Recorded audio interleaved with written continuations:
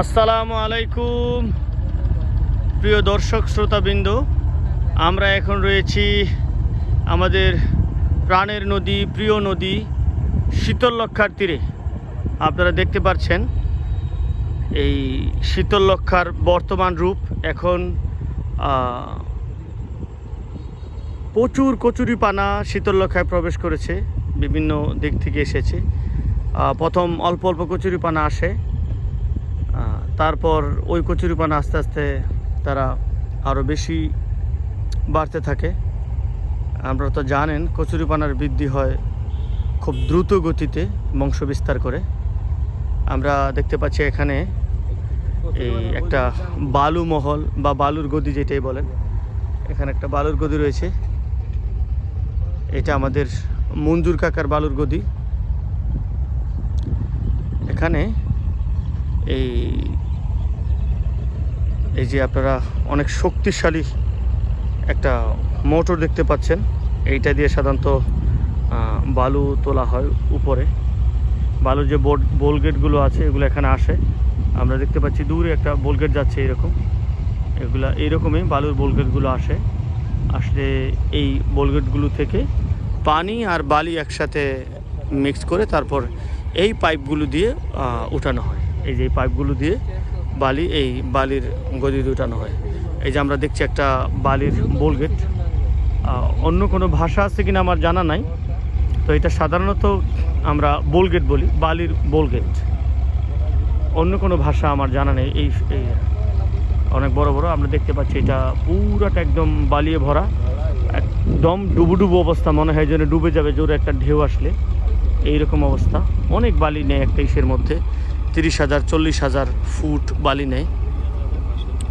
আর ওইটা হলো নরসিংদী জেলা, একে খানের প্রজেক্ট।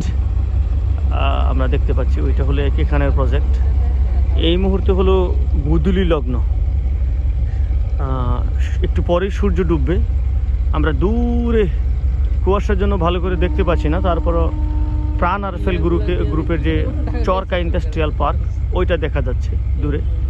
সেই আমাদের বঙ্গবন্ধু এবং বরিহাটি সীমানা বরাবর অপোজিটে যেটা, ওইটা নরসিংদী জেলায় পড়েছে। আর আমরা যেই পার দাঁড়িয়ে আছি এইটা হলো গাজীপুর জেলার কালীগঞ্জ উপজেলার উত্তরসম গ্রাম। আমাদের গ্রামটা নদীর পার, অত্যন্ত সুন্দর। আমাদের গ্রামের নাম উত্তরসম। আমি এর আগে একটা ভিডিওতে বলেছিলাম যে উত্তরসম কেন রাখা হয়েছে আমাদের গ্রামের নাম। আমাদের এখানে সোম ছিল একটা, সেটাকে দুই ভাগে ভাগ করা হয়েছে। আপনারা দেখতে পাচ্ছেন নদীটা ওই দিক থেকে এসেছে, ওই দিক থেকে নদীটা এসে এই দিক হয়ে, আপনি দেখতে পাচ্ছেন এই দিক হয়ে নদীটা ঠিক এই দিক হয়ে আবার এই দিক হয়ে এই দিক বাঁকা হয়ে চলে গেছে। অর্থাৎ মাঝখানে একটা বাঁকা চাঁদের মতো একটা আছে মাঝখানে। এই কারণে এই নদী এই জায়গাটার নাম হলো সোম। এই বাঁকা জায়গাটার মধ্যে দুইটা গ্রাম, মানে একটা গ্রামই ছিল সোম। কারণ আপনারা জানেন চাঁদের একটা বাংলা শব্দ, সংস্কৃত শব্দ হলো সোম। সোম মানে চাঁদ, আর সেই শব্দ থেকেই এই গ্রামের নাম সোম। যেহেতু এই চাঁদের আকৃতির জায়গায় এই গ্রামটা, সেই জায়গা থেকে এই গ্রামের নাম সোম। তো পরবর্তীতে দুইটা ভাগ হয় এই সোমের, একটা উত্তরে আর একটা দক্ষিণে, একটা উত্তর সোম একটা দক্ষিণ সোম।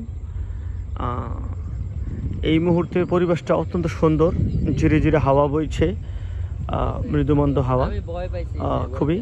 আমরা একটু ঘুরতে এসেছি। আমার সাথে রয়েছেন মেহবুব কায়সার, একজন সফল ব্যবসায়ী, আরেকজন রয়েছেন ব্যাংকার ফরিদ হাসান, আপনারা দেখতে পাচ্ছেন দুজন। আমরা তিনজন এখানে ঘুরতে এসেছি এই মুহূর্তটা উপভোগ করার জন্য। ছোটোবেলায় এসে এই জায়গাগুলোতে গোসল করতাম, খেলতাম, হাঁটতাম, খেলাধুলা করতাম, ক্রিকেট, ফুটবল, হাডুডু, সাঁতার কাটতাম এই নদীতে। এমনকি যখন খুব আরও অনেক আগের কথা, এই নদীর পানি খুবই স্বচ্ছ সুন্দর, আমরা বলতাম যে ডালিমের পানির মতো। তখন আমরা এই নদীর পানি গামছা দিয়ে ছেঁকে এই নদীর পানিও খেতাম। কেমন, হ্যাঁ, শার্ট গামছা এগুলো দিয়ে আমরা এই করে পানি খেতাম। তখন নদীর পাড়ে অনেক ফসল হতো, মিষ্টি আলু, টমেটো, গাজর, মিষ্টি কুমড়া, কেমন অনেক ধরনের ফসল হতো। সেই ফসল খেয়ে মিষ্টি আলু খেয়ে বা টমেটো খেয়ে বা টমেটোর ভর্তা খেয়ে আমরা করতাম। সেগুলো দিয়ে পরবর্তী খাওয়ার পরে আমরা এখান থেকে এই নদী থেকে পানি খেতাম। পানি আশেপাশে কোনো কল ছিল না, ওই উপরে ছিল আপনার কাজীবাড়িতে কল ছিল, ওখান থেকে যেতাম না, নদী থেকে খেয়ে নিতাম অলসতা কেন। অথবা অনেক সময় দেখা গেলো যে রৌদ্রে খেলাধুলা করছি, পানির পিয়াস লেগেছে, তখন আমরা নদী থেকে পানি খেয়ে নিতাম। আর এখনকার পানি খাওয়া তো দূরের কথা, পাশে গেলেই মনে হয় যেন গন্ধ হবে, গোসল করে আরও দুঃসাহস দেখাতে পারি না, পানির এমন অবস্থা হয়েছে।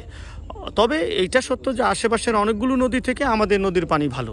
যেমন আপনার মেঘনা বলেন, বুড়িগঙ্গা বলেন, আশেপাশে যেই নদীগুলো, ঢাকার আশেপাশে তুরাগ বলেন, ঢাকার আশেপাশে যেই নদীগুলো আছে ওই নদী থেকে আমাদের নদীর পানি অনেকটা ভালো, অনেকটা স্বচ্ছ।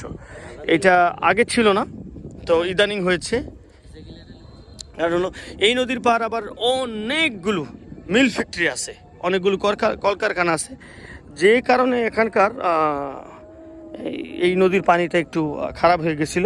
তবে সরকারের অনেক চাপাচাপিতে আপনার তারা যে ওয়াটার ট্রিটমেন্ট বলে সেটা স্থাপন করার কারণে এখন পানি আগের চেয়ে কিছুটা উন্নত। বিশেষ করে শীতকালে পানিটা একটু হয়ে যায়। আমি আপনাদের একটু পানির কাছাকাছি যাচ্ছি, একটু পানির কাছাকাছি যে দেখাতে চাচ্ছি যে এখানকার পানিটা কীরকম। আপনাদের নদীটা আর একটু কাছ থেকে দেখাই।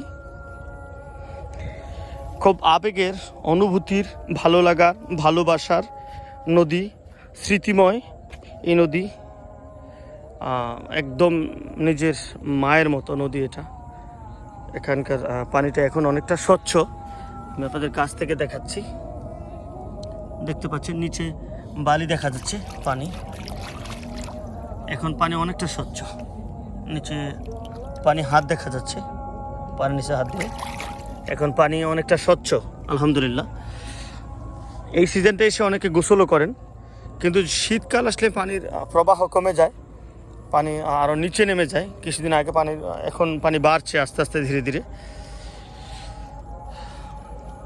আমরা দেখতে পাচ্ছি অনেক কচুরিপানা জমেছে নদীতে। তো আপনারা যারা আমাদের চ্যানেলটা নিয়মিত দেখেন তার লাইক, কমেন্টস এবং সাবস্ক্রাইব করবেন, আর সাবস্ক্রাইব করে আমাদের সাথে থাকবেন। ধন্যবাদ। মাগরিবের আজান দিচ্ছে আলহামদুলিল্লাহ, আমরা এখন রেখে দিচ্ছি। আসসালামু আলাইকুম ওয়া রাহমাতুল্লাহি ওয়া বারাকাতুহু।